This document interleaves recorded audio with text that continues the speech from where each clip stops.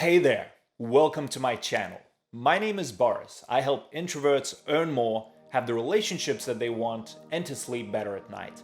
And in this video, I want to share with you some truly life-saving advice. I want to share with you how to manage and reduce the amount of stress at work. Stress and overwhelm in the professional world is a real killer.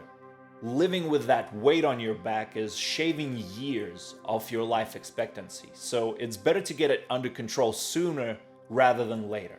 And let me quickly mention, I put out weekly value-packed videos on topics like personal development, excelling in your career, and really living life on your terms. So if you're interested in that, be sure to like this video and subscribe to my channel. It's completely free and you can always change your mind later. So in trying to control and reduce stress, first and foremost, you need to create space.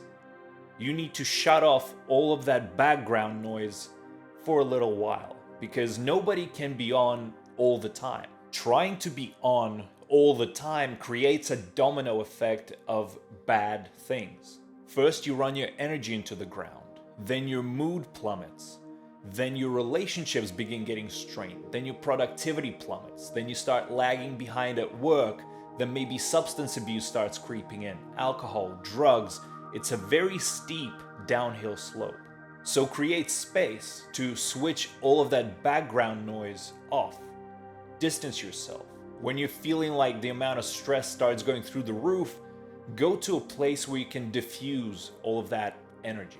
It can be a physical place, maybe like going for a walk, or maybe like going fishing or going to gym. Maybe you enjoy playing in a band with your buddies. Anything that takes your mind off of the stressful things and makes you feel at peace. But it doesn't have to be a physical place. As long as it gets to that same essence, that tranquility that you feel while doing it. It can be meditation or breathing exercises, and I do recommend you get into them, but it is something that requires practice to get good at. It's much easier to get to that place of tranquility while focusing on some physical action. So once you create space, once you decompress a little bit, the next step is to start releasing and dealing with that stress in a proper and sustainable manner.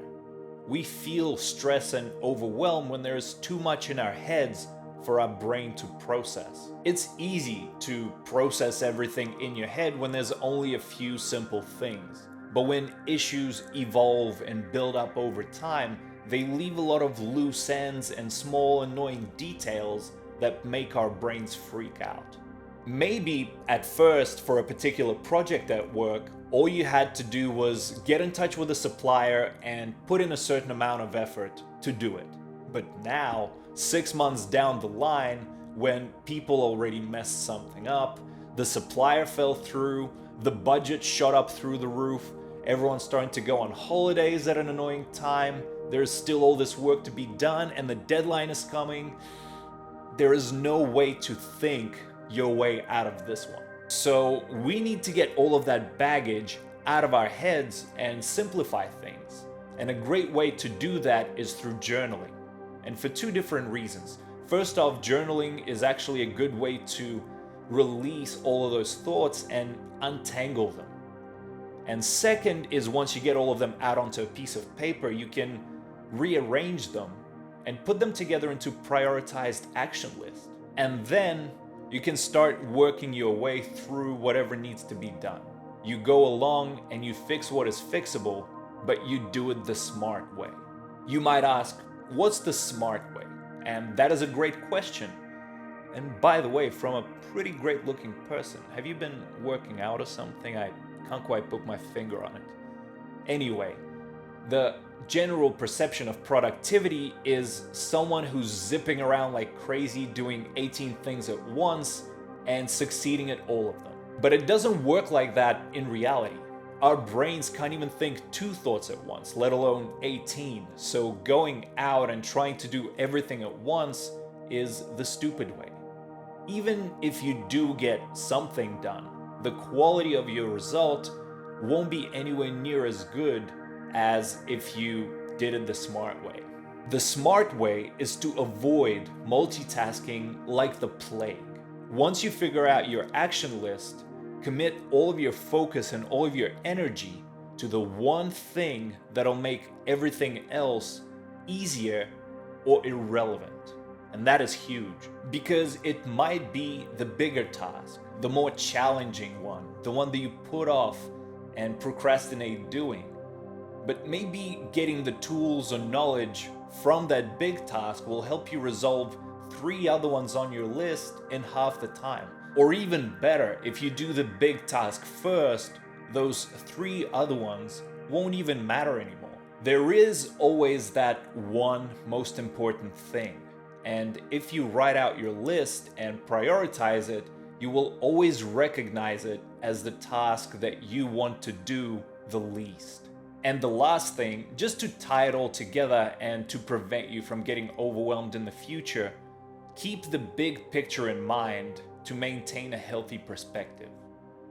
Because when we focus on something too much, when something is in front of our face too much, it starts to seem bigger than it potentially is. It starts to matter more than it potentially should. So during your decompression period, or even in writing your journal, ask yourself, how much does this source of stress matter to you? How much does it matter to you as a man or as a woman?